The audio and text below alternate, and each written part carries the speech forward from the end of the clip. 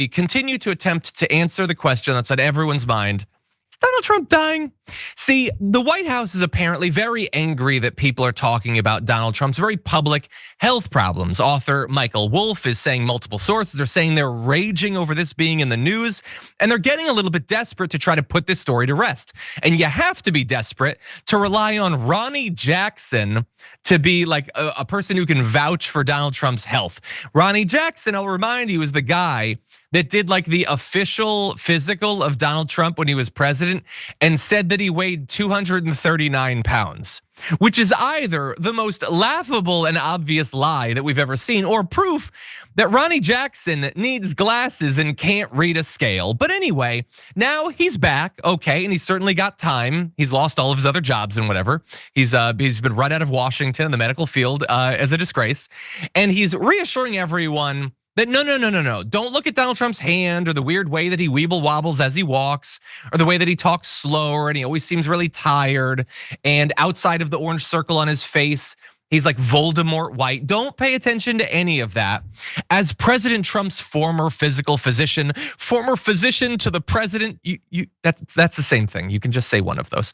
And White House physician for 14 years across 3 administrations, I can tell you unequivocally, President Donald J. Trump is the healthiest president this nation has ever seen.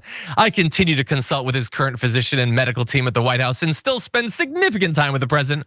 He is mentally and physically sharper than ever before. No, he's not. No, he's not. This dude did presidential physicals on Barack Hussein Obama, and he's gonna tell us Trump's in better shape. Who the hell thinks that? I know that's not true. You know that's not true. Melania damn sure knows that's not true. And I don't think anybody's buying it.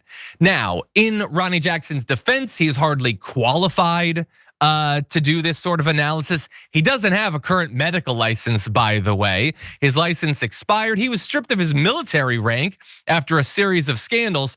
Remember, he was apparently making like sexual comments in the White House and getting drunk and popping pills.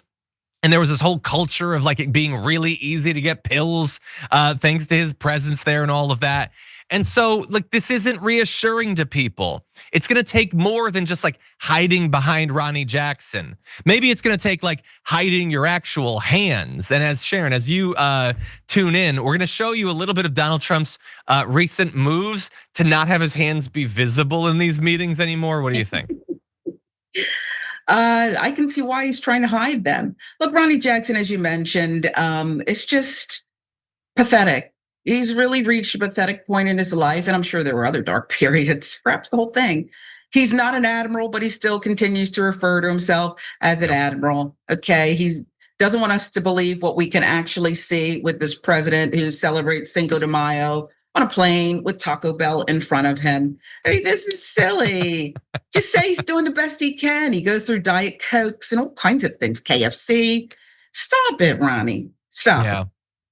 It's just like, so now he's got props where he'll have one hand over it and he'll have his other hand behind, or like the one hand is like under the table or whatever. I don't know, maybe trying to grope one of his cabinet members, I'm not sure.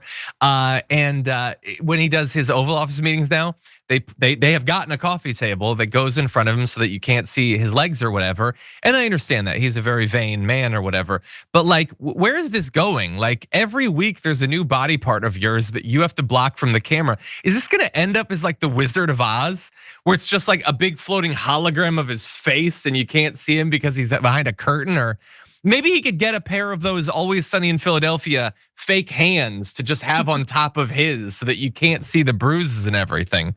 Anyway, he's focused on covering up the outward facing evidence of his medical problems. But what people suspect is going on is that this is not just a visual thing, that it's a representation of deeper problems.